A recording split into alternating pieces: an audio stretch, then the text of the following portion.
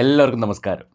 അങ്ങനെ 4 ദിവസത്തെ ഒരു ചെറിയ ഗ്യാപ്പിന് ശേഷമാണ് നമ്മൾ വീണ്ടും ബിഗ് ബോസ് അഗ്നിപരീക്ഷയുമായിട്ട് വന്നേക്കുന്നത്. 6ാമത്തെ എപ്പിസോഡിലാണ് നമ്മൾ ലാസ്റ്റ് നിർത്തിയത്. ഇന്നതേ 11ാമത്തെ എപ്പിസോഡാണ് ടെലികാസ്റ്റ് ചെയ്തത്. ടെലികാസ്റ്റ് അല്ല, ഹോട്ട്സ്റ്റാറിൽ വന്നത്. ഇന്നലെ രാത്രി വന്നത്. പുറത്ത് കിളികളുടെ ശബ്ദം കേൾക്കൂട്ടോ, നിങ്ങളൊന്നും വിചാരിക്കരുത്. അപ്പോൾ ഇന്നത്തെ എപ്പിസോഡിൽ പോകുന്നതിന് മുൻപായിട്ട് എനിക്ക് ഇന്നത്തെ എപ്പിസോഡ് കണ്ടപ്പോൾ കുറച്ച് എൻ്റർടൈനിങ് ആയിട്ട് ഫീൽ ചെയ്തു. ഇന്നലത്തെ എപ്പിസോഡും കണ്ടിട്ടുണ്ടായിരുന്നു, പക്ഷേ എനിക്ക് വീഡിയോ ചെയ്യാൻ പറ്റിയില്ല. അപ്പോൾ ഇന്നലത്തെ എപ്പിസോഡ് മുതൽ ഇങ്ങോട്ട് എനിക്ക് തോന്നുന്നു കുറച്ചൊരു ഹാർഡായിട്ട് വരുന്നുണ്ടെന്നൊരു സംശയമുണ്ട്. ഒരുപാട് ഹാർഡാണെന്ന് ചോദിച്ചു കഴിഞ്ഞാൽ അല്ല, പക്ഷെ കുറച്ചേച്ച് എന്നൊക്കെ പറയില്ലേ എന്ന് പറഞ്ഞ പോലെ. ഇന്നത്തെ എപ്പിസോഡ് കണ്ടപ്പോൾ മനസ്സിലായ ഒരു കാര്യം, സോന അലക്സ് ഓൾമോസ്റ്റ് എക്സ്പോസ്ഡ് ആയി കഴിഞ്ഞു. എനിക്ക് തോന്നുന്നു RJ അനഘ മുൻപ് എലിമിനേറ്റ് ആയി പോയ കണ്ടസ്റ്റൻറ്റ്, RJ അനഘ കൊളുത്തിയിട്ടൊരു ചെറിയ കനൽ അതിങ്ങനെ ഊതി വീർപ്പിച്ച് അങ്ങനെ വരികയായിരുന്നു തോന്നുന്നു. പലരിലൂടി അത് ഊതി ഇന്നത് ഓൾമോസ്റ്റ് എക്സ്പോസ്ഡ് ആയ പോലെ തോന്നുന്നുണ്ട്. അനഘ എന്ന് പറഞ്ഞത്, സോന എന്ന് പറയുന്നത് നമ്മൾ എന്തെങ്കിലും ഒരു കാര്യം സോനയോട് അറിയിച്ചു കഴിഞ്ഞാൽ, ഇപ്പോൾ സോനയുടെ ഒരു നെഗറ്റീവ് ആയിക്കോട്ടെ അല്ലെങ്കിൽ സോനയുടെ ഒരു മിസ്റ്റേക്ക് ആയിക്കോട്ടെ, സോനയെ അറിയിച്ചു കഴിഞ്ഞാൽ സോന അത് എടുക്കുന്നത് മറ്റൊരു രീതിയിലാണ്. അതിന് നേരെ ഓപ്പോസിറ്റ് വേർഷനാണ് സോന എടുക്കുന്നത്. സോനയെക്കുറിച്ച് ഒരു കുഞ്ഞൊരു ഹിൻഡ് ഇട്ടിട്ടാണ് അനഘ പോയത്. അത് അവിടെ കിടന്ന് കുഞ്ഞായിട്ട് ഇങ്ങനെ കനൽ കത്തി ഇന്നത് എക്സ്പോസ്ഡ് ആയിരിക്കുകയാണ്. പല ആൾക്കാരും ഇന്ന് സോനയെ ടാർഗറ്റ് ചെയ്ത് സംസാരിച്ചു. സോനയുടെ നെഗറ്റീവ് സൈഡ്, സോന ഒരു നെഗറ്റീവ് പേഴ്സൺ ആണ് എന്ന് വരെ സംസാരിക്കേണ്ടായി. സോ എനിക്കും അത് ഫീൽ ചെയ്തു. നേരത്തെ തന്നെ അഗ്നിപരീക്ഷയിൽ നിന്ന് പുറത്ത് പോകേണ്ട ഒരു കണ്ടസ്റ്റൻ്റ് ആയിട്ടാണ് എനിക്ക് സോനനെ ഫീൽ ചെയ്തിട്ടുണ്ടായിരുന്നത്. സോന പറയുന്ന പ്രകാരം വളവള സംസാരിക്കാത്ത ഒരാളാണ് ഞാൻ. എനിക്ക് ഫീൽ ചെയ്തത് സോന വളവള മാത്രം സംസാരിക്കുന്ന ഒരാളാണ്, പിന്നെ തൻ്റെ തെറ്റുകൾ അംഗീകരിക്കാത്ത ഒരാൾ. ഇങ്ങനെ എനിക്ക് കുറച്ച് കാര്യങ്ങൾ ഫീൽ ചെയ്തു. ഇത് പറയാൻ കാരണം എങ്ങനെയാണ് ഇവർ അവിടെ വീണ്ടും എക്സിസ്റ്റ് ചെയ്യുന്നതെന്ന് എനിക്ക് മനസ്സിലാവുന്നില്ല. ഇപ്പോൾ ഇന്നിപ്പോൾ 12 പേരുമായിട്ടാണ് ബിഗ് ബോസ് അഗ്നിപരീക്ഷ സ്റ്റാർട്ട് ചെയ്തത്. സോ ഇന്ന് ഈ ഷോ അവസാനിക്കുമ്പോൾ എത്ര പേരിലാണ് അത് അവസാനിക്കുന്നത് നമുക്ക് നോക്കണം. നമുക്ക് നേരെ ഷോയിലേക്ക് പോകുമ്പോൾ നേരെ റെനീഷ വരുന്നു. റെനീഷ ആങ്കർ വന്നിട്ട് ബിഗ് ബോസിൻ്റെ ടൈറ്റിൽ സോങ് വെച്ചിട്ട് ഷോ സ്റ്റാർട്ട് ചെയ്യുന്നു. നെക്സ്റ്റ് ജഡ്ജസിനെ കാണിക്കുന്നു. പിന്നെ ജഡ്ജസിൻ്റെ ഒരു കുഞ്ഞു സ്പീച്ച്, അവരുടെ ആ ഒരു ഡെയിലി മോട്ടിവേഷൻ പോലെ ഒരു കുഞ്ഞു സ്പീച്ച്. അത് കഴിഞ്ഞിട്ട് ഒരു വാമപ്പ് ടാസ്ക് എന്ന രീതിയിൽ എനിക്കത് ഇഷ്ടപ്പെട്ടു. ആ ടാസ്കിൻ്റെ പ്രോപ്പർട്ടി എന്ന് പറയുന്നത് ഒരു പൊട്ടും ഒരു ഗ്ലാസ്സുമാണ്, സൺഗ്ലാസ്സുമാണ്. പൊട്ട് വില്ലനായിട്ട്, അതായത് ഒരു കണ്ടസ്റ്റന്റ് വന്നിട്ട് അവർക്ക് വില്ലനായിട്ട് തോന്നുന്ന വ്യക്തി ആരാണോ ആ വ്യക്തിയെ ഇങ്ങോട്ട് വിളിക്കുക, ഹീറോ ആയിട്ട് തോന്നുന്ന വ്യക്തി ആരാണോ ആ വ്യക്തിയെ വിളിക്കുക. രണ്ടുപേരെയും വിളിച്ചിട്ട് എന്തുകൊണ്ട് വില്ലനായിട്ട് തോന്നുന്നു, എന്തുകൊണ്ട് ഹീറോ ആയിട്ട് തോന്നുന്നു എന്ന് പറയുക. വില്ലനായിട്ട് തോന്നുന്ന ആൾക്ക് ആ പൊട്ട് വെച്ച് കൊടുക്കുക. അത് കഴിഞ്ഞിട്ട് ഹീറോ ആയിട്ട് തോന്നിയ ആൾക്ക് ഗ്ലാസ് കൊടുക്കുക. ഇതാണ് ടാസ്ക്. ആദ്യം വിളിച്ചത് ശ്യാമിനെയായിരുന്നു. ശ്യാമിനെ വിളിച്ചപ്പോൾ ശ്യാം വന്നിട്ട്, ടാഷിയാണ് ശ്യാമിൻ്റെ ഹീറോ, ലൊലീറ്റയാണ് ശ്യാമിൻ്റെ വില്ലൻ. ഇതിനകത്ത് ഞാൻ എല്ലാവരുടെയും എക്സ്പ്ലനേഷൻ പറയുന്നില്ല. മെയിനായിട്ട് പറഞ്ഞ പോയിന്റ് മാത്രം ഞാൻ പറഞ്ഞു പോകാം. ശ്യാം ടാഷിയെക്കുറിച്ച് പറഞ്ഞത്, ടാഷി ഒരു ഗുഡ് പ്ലെയർ ആണ്, ടാഷി ഒരു ജയിക്കണമെന്ന് ആഗ്രഹിക്കുന്ന ഒരു പ്ലെയർ ആണ് എന്ന രീതിക്കാണ് ടാഷിയെക്കുറിച്ച് ശ്യാം പറഞ്ഞത്.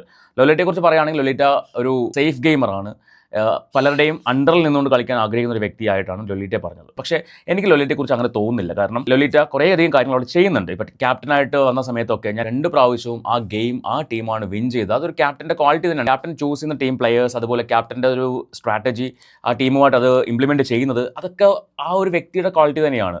അപ്പോൾ അവർ ജയിക്കണമെന്ന് ആഗ്രഹിക്കുന്നുണ്ട്. ആരുടെ തണലിൽ നിന്ന് കളിക്കുന്നതായിട്ട് എനിക്ക് ഫീൽ ചെയ്തിട്ടില്ല. പിന്നെ ഈ പറയുന്ന ഏജ് കുറവായതുകൊണ്ട് ഒരു പക്ഷേ മറ്റുള്ളവർക്ക് അവരുടെ ഒരു സോഫ്റ്റ് കോർണർ അല്ലെങ്കിൽ ഒരു അനിയത്തിക്കുട്ടി അങ്ങനെയൊക്കെ തോന്നുമായിരിക്കും. എസ്പെഷ്യലി രാകേഷിന് ലൊലീറ്റ ഒരു അനിയത്തിക്കുട്ടിയായിട്ടാണ് തോന്നുന്നത്. സോ അതുകൊണ്ടായിരിക്കാം ഒരു പക്ഷേ ശ്യാമിന് അങ്ങനെ തോന്നിയത്. എന്തായാലും ശ്യാമിൻ്റെ കാഴ്ചപ്പാട് ലൊലീറ്റയാണ് അവിടുത്തെ വില്ലൻ, ടാഷിയാണ് അവിടുത്തെ ഹീറോ. നെക്സ്റ്റ് വന്ന ടാഷിയായിരുന്നു. ടാഷിയുടെ ഹീറോ ഷാമോനായിരുന്നു, വില്ലൻ സോനയായിരുന്നു.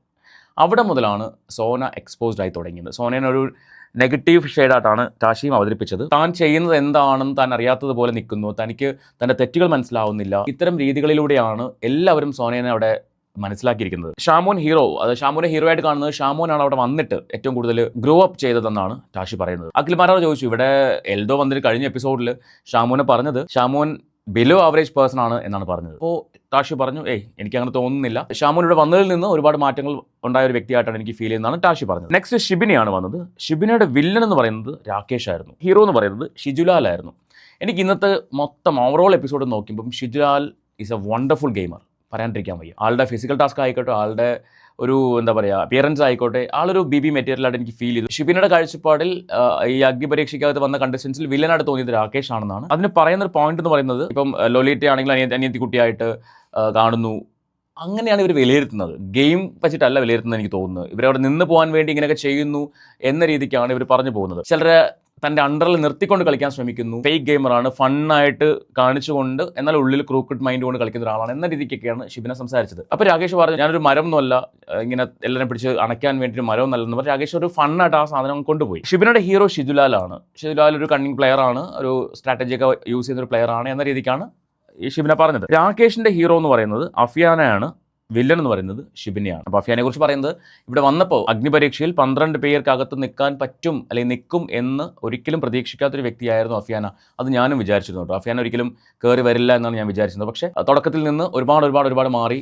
ഇന്ന് സംസാരിക്കാനാണെങ്കിലും ആദ്യമൊന്നും അങ്ങനെ സ്ക്രീൻ സ്പേസ് അവർക്ക് കിട്ടിയിട്ടുണ്ടായിരുന്നില്ല. പക്ഷേ ഇപ്പോൾ അത്യാവശ്യം നന്നായിട്ട് സംസാരിക്കുന്നുണ്ട്. പിന്നെ കഴിഞ്ഞ ദിവസം ടാസ്ക് ആ കപ്പ് നിവർത്തി വെക്കുക, ഒപ്പം എതിർ ടീം എറിഞ്ഞ് ഇടുന്ന ടാസ്ക് ഉണ്ടല്ലോ, ആ അതിർത്തി ടാസ്ക്, ആ ടാസ്കിനകത്ത് അഫിയാന കളിച്ച് അത്ര ഫെയർ ആയിട്ട് എനിക്ക് തോന്നിയില്ല. കാരണം എങ്ങനെ വേണമെങ്കിൽ കപ്പ് സേവ് ചെയ്യാന്ന് പറയുന്നുണ്ടെങ്കിൽ പോലും തൻ്റെ ഡ്രസ് ഇങ്ങനെ നിവർത്തി വെച്ചുകൊണ്ട് മറ്റുള്ളവർക്ക് കപ്പ് കാണാൻ പറ്റാത്ത ലെവലിൽ നിന്നത് അത്ര ഫെയർ ആയിട്ട് എനിക്ക് ഫീൽ ചെയ്തില്ല. പക്ഷേ ജഡ്ജസ് അത് ഇത്ര വലിയ ഇഷ്യൂ ആയിട്ട് കണ്ടില്ല, അതുകൊണ്ട് അങ്ങ് സ്കിപ്പായി പോയി. അപ്പോൾ ഇവിടെ രാകേഷിന്റെ ഹീറോ എന്ന് പറയുന്നത് അഫിയാണ്, വില്ലൻ എന്ന് പറയുന്നത് ഷിബിനെയാണ്. അഫിയാനയുടെ ഹീറോ എന്ന് പറയുന്നത് ശ്യാമാണ്, വില്ലൻ എന്ന് പറയുന്നത് സോനയാണ്. സോനയ്ക്ക് ആക്ച്വലി 4 പേരാണ് സോനയ്ക്ക് വില്ലൻ പരിവേഷം കൊടുത്തത്. അതിന് എക്സാക്ട് റീസൺ ഉണ്ട്. ഞാൻ നേരത്തെ പറഞ്ഞ പോലെ നെഗറ്റിവിറ്റി സ്പ്രെഡ് ചെയ്യുക, നെഗറ്റീവായിട്ട് ഫീൽ ചെയ്യുക, തൻ്റെ തെറ്റുകൾ അംഗീകരിക്കാതിരിക്കുക, എന്തെങ്കിലും പറഞ്ഞു കഴിഞ്ഞാൽ ഉടനെ എന്തോ ഒരു താനെന്തോ സംഭവമാണ് എന്ന രീതിക്ക് പ്രസന്റ് ചെയ്യുക. അതൊക്കെ തന്നെയാണ് ഈ നെഗറ്റീവ് എന്ന് പറയുന്നത്.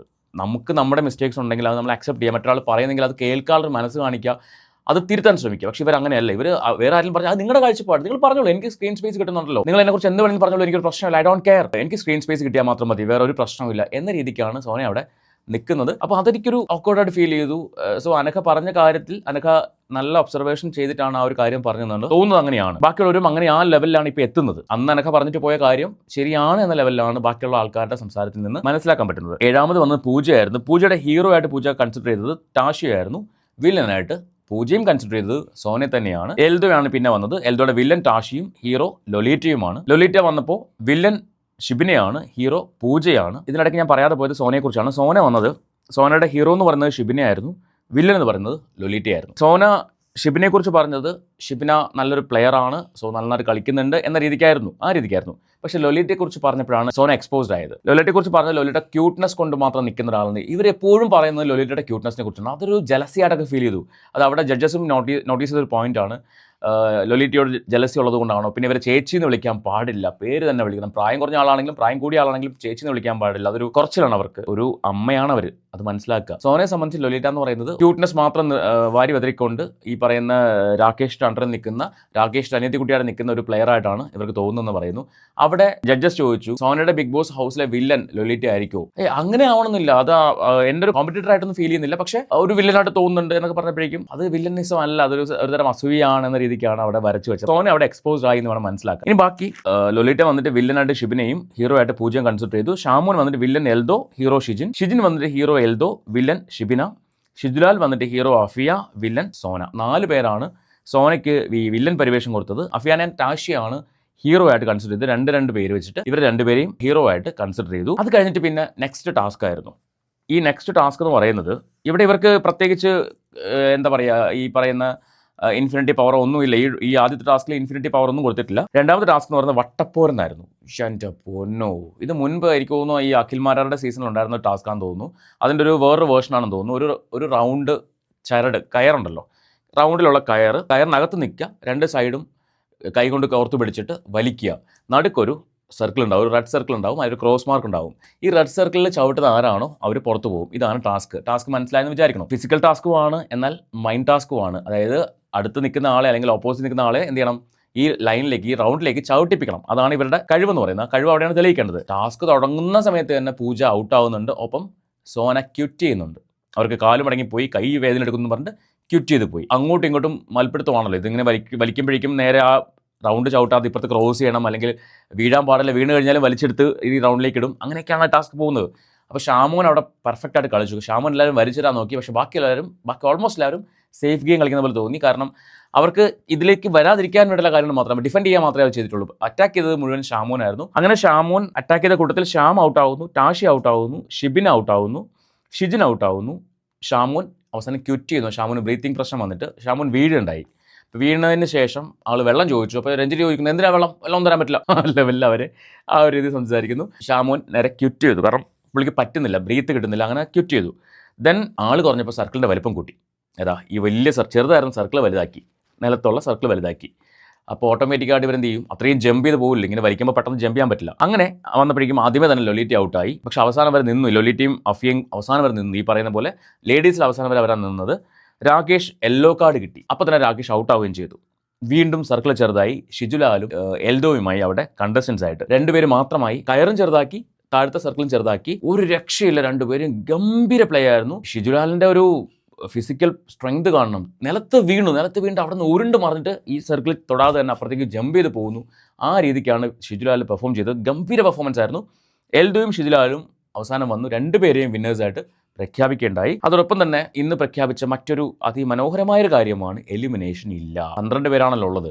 എനിക്കൊന്ന് ഇന്ന് 11ാമത്തെ ദിവസമാണ്. ഇനിയും ഒരു 11 ദിവസം കൂടെ കൊണ്ടുപോകണം. അപ്പോൾ 11 ദിവസം കൊണ്ടുപോകണമെങ്കിൽ ഇനി ഒരു 6 ദിവസം കൂടി എലിമിനേഷൻ ഉണ്ടാവത്തുള്ളൂ. കാരണം 6 പേരെയാണല്ലോ അകത്തേക്ക് വിടേണ്ടത്. അപ്പോൾ മേ ബി എനിക്ക് തോന്നുന്നു ഓരോരുത്തർ വെച്ചായിരിക്കും ഇനി എലിമിനേറ്റ് ചെയ്യാൻ പോകുന്നത്. അങ്ങനെ വരുന്നതുകൊണ്ട് തന്നെ ഇനി അങ്ങോട്ട് വരുന്ന 11 ദിവസത്തിനകത്ത് 11 12 ദിവസം 23 ദിവസമാണെന്ന് തോന്നുന്നു.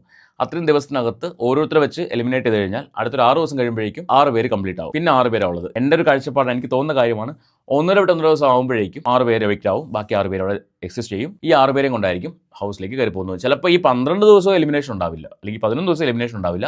ഈ 12 പേരെയും കൊണ്ടുപോകും. എന്നിട്ട് അവിടെ വെച്ചിട്ട് 6 പേരെ ചൂസ് ചെയ്യും. അപ്പോൾ ആരൊക്കെയാണ് ഈ 6 പേരെന്ന് ഓഡിയൻസിന് മനസ്സിലാവില്ല. അല്ലെങ്കിൽ ഓഡിയൻസ് പ്രീ ജഡ്ജ് ചെയ്യും, ഈ 6 പേരാണ്. ഇതിൽ ഓൾമോസ്റ്റ് ഈ 22 ദിവസം കൊണ്ട് കുറച്ച് കണ്ടസ്റ്റൻസ് പലരുടെയും മനസ്സിലുണ്ട്. ഫോർ എക്സാമ്പിൾ പറയുകയാണെങ്കിൽ രാകേഷ് പലരുടെയും മനസ്സിനകത്തുണ്ട്, ലൊലിറ്റ, ഷിജുലാൽ, എൽദോ, ഷാമോൻ.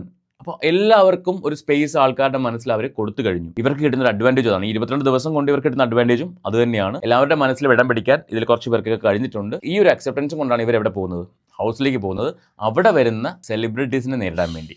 അപ്പോൾ ഓൾറെഡി ഇവർക്കൊരു സെലിബ്രിറ്റി ഇമേജ് വന്നു കഴിഞ്ഞു. ഇനി അവരോട് കോമ്പീറ്റ് ചെയ്യുമ്പോൾ ഒരു അപരിചിത്വം നമുക്ക് ഫീൽ ചെയ്യില്ല ഓഡിയൻസിന്. സോ അങ്ങനെ കൊണ്ടുപോകാൻ പറ്റും. അങ്ങനെ ഇവർ വിന്നേഴ്സായിട്ട് പ്രഖ്യാപിച്ചതിന് ശേഷം പിന്നെ വന്ന പ്രഖ്യാപനമാണ് ഇന്ന് ഔട്ട് ഹൗസ് ഇല്ല. ഇവരാരെയും തന്നെ ഔട്ട് ഹൗസിലേക്ക് പറഞ്ഞു വിടുന്നില്ല. അതുകൊണ്ട് തന്നെ എന്തില്ല, എലിമിനേഷനും ഇല്ല. പിന്നെ ഇൻഫിനിറ്റി പെൻഡന്റ് കിട്ടിയത് കൊണ്ട് ഷിജുലാലിന് ഇവർക്കൊരു സ്പേസ് കൊടുക്കും. അതായത് ഓരോ ദിവസവും ഇൻഡിവിജ്വലി സംസാരിക്കാൻ വേണ്ടി ജഡ്ജസിനെ കുറിച്ചോ കണ്ടസ്റ്റൻസിനെ കുറിച്ചോ ഗെയിമിനെ കുറിച്ചോ ടാസ്കിനെ കുറിച്ചോ ഒക്കെ സംസാരിക്കാൻ വേണ്ടി കുറച്ച് സമയം അവർക്ക് മാത്രമായിട്ട്, അതിനിടയ്ക്ക് വേറെ ആരും ഇൻ്റർഫിയർ ചെയ്യില്ല, അങ്ങനെ അവർക്ക് മാത്രമായിട്ട് ഒരു ടൈം കൊടുക്കും. ആ ടൈം ഇന്ന് കിട്ടിയത് ഷിജുലാലിലായിരുന്നു. ഷിജുലാൽ അത് അത്യാവശ്യം നന്നായിട്ട് ഉപയോഗിച്ചു. പക്ഷേ ഷിജുലാൽ അവിടെ കൂടുതലും സംസാരിച്ചത് ഷിജുലാലിൻ്റെ പെർഫോമൻസും അതുപോലെ ഇന്നത്തെ ടാസ്കിനെ കുറിച്ചൊക്കെ തന്നെയായിരുന്നു. പക്ഷേ എന്നാൽ അവർ ജഡ്ജസ് ഉദ്ദേശിച്ചത് എന്തെങ്കിലും പോരായ്മ ഉണ്ടെങ്കിൽ തുറന്ന് പറയുക, കണ്ടസ്റ്റൻസിനെ എക്സ്പോസ് ചെയ്യാൻ കിട്ടുന്ന ഒരു അവസരമാണ്. ഇതൊന്നും എനിക്കൊന്നും അങ്ങനെ ആരും അത് ആ ലെവലിലേക്ക് എടുക്കുന്നില്ല. അവർ നോക്കുമ്പോൾ എന്താണ്, എന്നെക്കുറിച്ച് പറയുക, എൻ്റെ ഗെയിമിനെ കുറിച്ച് പറയുക, എൻ്റെ ഗെയിം സ്ട്രാറ്റജിയെ കുറിച്ച് പറയുക, അങ്ങനെ എടുക്കുന്ന പോലെയാണ് എനിക്ക് ഫീൽ ചെയ്തത്. പിന്നെ അത് കഴിഞ്ഞിട്ട് വോട്ടിംഗ് ടൈമിനെ കുറിച്ച് പറഞ്ഞു. അതായത് കണ്ടസ്റ്റൻസിനെ ഇനി അങ്ങോട്ട് ബിഗ് ബോസ് ഹൗസിലേക്ക് കടത്തിവിടാൻ വേണ്ടി ജനങ്ങൾക്കും റൈറ്റ് ഉണ്ട്. സോ ജനങ്ങൾ വോട്ട് ചെയ്യണം. വോട്ടിംഗ് ഒക്കെ ആരംഭിച്ചിട്ടുണ്ട്. ഏറ്റവും നല്ല കണ്ടസ്റ്റൻ്റായിട്ട് തോന്നുന്ന ആൾക്കാരെ മാത്രം, ഫേവറേഴ്സും അല്ല കാണിക്കേണ്ട, ഏറ്റവും നല്ല കണ്ടസ്റ്റൻ്റായിട്ട് തോന്നുന്ന ആൾക്കാരെ മാത്രം വോട്ട് ചെയ്ത് അകത്തോട്ട് വിടാൻ ശ്രമിക്കുക. ഓഡിയൻസ് എത്ര വോട്ട് ചെയ്താലും അവർ തീരുമാനിക്കും ഈ പറയുന്ന 6 പേര് ആരൊക്കെയാണെന്നുള്ളത്. പിന്നെ ഇതൊരു ഷോ, ആൾക്കാർക്ക് ഒരു എൻ്റർടൈൻമെൻറ്റ് കൊടുക്കാമെന്ന് വിചാരിക്കുന്നു. എന്നാൽ ഇത് എൻ്റർടൈൻമെൻറ്റ് ആയോ എന്ന് വെച്ച് കഴിഞ്ഞാൽ എനിക്ക് കഴിഞ്ഞ ദിവസം വരെയും തോന്നിയിട്ടുണ്ടായിരുന്നില്ല. പക്ഷേ ഇന്നലെ മുതൽ ഇങ്ങോട്ട് വലിയ കുഴപ്പമില്ല, ഒരു ഓക്കെ എന്ന ലെവലിൽ പോവാം. അഗ്നിപരീക്ഷ എന്നുള്ള പേരൊക്കെ കേട്ടപ്പോഴേക്കും ഭയങ്കര എന്തോ സംഭവം വരുന്ന ഫീൽ വന്നു. എന്നാൽ നഴ്സറി ടാസ്കുകളും ഒക്കെ ആയിട്ട് ഇങ്ങനെ ഒരു തണുപ്പൻ മട്ടിലാണ് പൊക്കോണ്ടിരിക്കുന്നത്. ഇനി ബിഗ് ബോസ് തുടങ്ങിയാൽ മാത്രമേ അറിയാൻ പറ്റുള്ളൂ മുന്നോട്ടുള്ള പോക്ക് എങ്ങനെയായിരിക്കുന്നു, അടിച്ചുപൊളിയാണോ എന്നൊക്കെയാണ് അറിയാൻ പറ്റുള്ളൂ. സോ നെക്സ്റ്റ് നാളത്തെ കാര്യങ്ങൾ പറയുവാണ്. അതിനിടയ്ക്ക് റനീഷ് ഒരു കാര്യം പറഞ്ഞു, ഇതിലും വലുതായിരിക്കും ഇനി വരുന്ന അഗ്നിപരീക്ഷ. അപ്പോൾ ഇത് വലുതായിരുന്നു എന്നാണ് പറയുന്നത്. അങ്ങനെ ഓഡിയൻസിന് തോന്നുന്നില്ല എന്നുള്ളതാണ്. അവിടെ കണ്ടസ്റ്റൻസിന് തോന്നുന്നുണ്ടോ എന്ന് അറിയത്തില്ല. കാരണം നമ്മളിവിടെ കാണുന്ന 1 മണിക്കൂർ എപ്പിസോഡാണ്. എന്നാൽ അവരവിടെ 5-6 മണിക്കൂർ ഷൂട്ട് ചെയ്യുന്ന സാധനമാണ് 1 മണിക്കൂറായിട്ട് നമുക്കിവിടെ കാണുന്നത്. അതുകൊണ്ട് തന്നെ അവർക്ക് ചിലപ്പോൾ ഇത് വലിയ സംഭവമായിട്ട് തോന്നുമായിരിക്കും, വലിയൊരു കടമ്പയായിട്ടും വലിയൊരു എൻ്റർടൈനിങ് ആയിട്ടൊക്കെ തോന്നുമായിരിക്കും. പക്ഷേ കാണുന്ന ഓഡിയൻസിന് ചില സമയങ്ങൾക്ക് ഭയങ്കര ബോറിംഗ് ആവുന്നുണ്ട്. ഒരേ ടാസ്ക് എല്ലാ ടീമിനും കൊടുക്കുന്നു. അത് കണ്ടത് തന്നെ വീണ്ടും കാണുന്നതിൻ്റെ ഒരു ബോറിംഗ് ഫീൽ ചെയ്യുന്നുണ്ട്. അതുകൊണ്ട് ഇതിന് വലുത് എന്ന് പറയുമ്പോഴേക്കും ഒരുപാട് വലുതായിരിക്കും, കുറച്ചെങ്കിലുമൊക്കെ മാറ്റങ്ങൾ ഉണ്ടായാൽ നല്ലതായിരിക്കും എന്ന് തോന്നുന്നുണ്ട്. പിന്നെ ഓണം പ്രമാണിച്ചിട്ടുള്ള വടംവലിയായിരുന്നു ഈ രണ്ടാമത്തെ ടാസ്ക് എന്നാണ് പറയുന്നത്. വട്ടപ്പോർ എന്ന് പറഞ്ഞ ടാസ്ക് ഓണം പ്രമാണിച്ചുള്ള വടംവലിയാണെന്നാണ് റെനീഷ പറയുന്നത്. അതായത് കയറാണല്ലോ ഉള്ളത് കയ്യിൽ, ആ കയറുകൊണ്ട് വലിക്കുകയാണല്ലോ ചെയ്യുന്നത്. അപ്പോൾ അതൊരു ഓണവുമായിട്ട് ബന്ധപ്പെട്ട് വടംവലിയാണെന്നാണ് പറയുന്നത്. ഓണം വിഷ് ചെയ്തു, എല്ലാവരും കൂടി ചേർന്ന് ഓണാശംസകൾ എല്ലാവർക്കും പറഞ്ഞു. അതിനുശേഷം നാളത്തെ ഹൈലൈറ്റ്സ് ആണ് കാണിച്ചത്. അങ്ങനെ നാളത്തെ ഹൈലൈറ്റ്സും കാണിച്ചുകൊണ്ട് ഇന്നത്തെ എപ്പിസോഡ് വൈൻഡപ്പ് ചെയ്തു. ഓവറോൾ എപ്പിസോഡിനെ കുറിച്ച് വിലയിരുത്തുവാണെങ്കിൽ ഇന്നത്തെ എപ്പിസോഡ് ഓക്കെ ആണ്. ആദ്യത്തെ ടാസ്ക് അതെനിക്ക് ഒരുപാട് ഇഷ്ടപ്പെട്ടു. കാരണം പല ആൾക്കാരെയും എക്സ്പോസ് ചെയ്യാൻ അവർക്ക് കിട്ടിയ അവസരം അത് അവർ അത്യാവശ്യം നന്നായിട്ട് തന്നെ യൂസ് ചെയ്തു.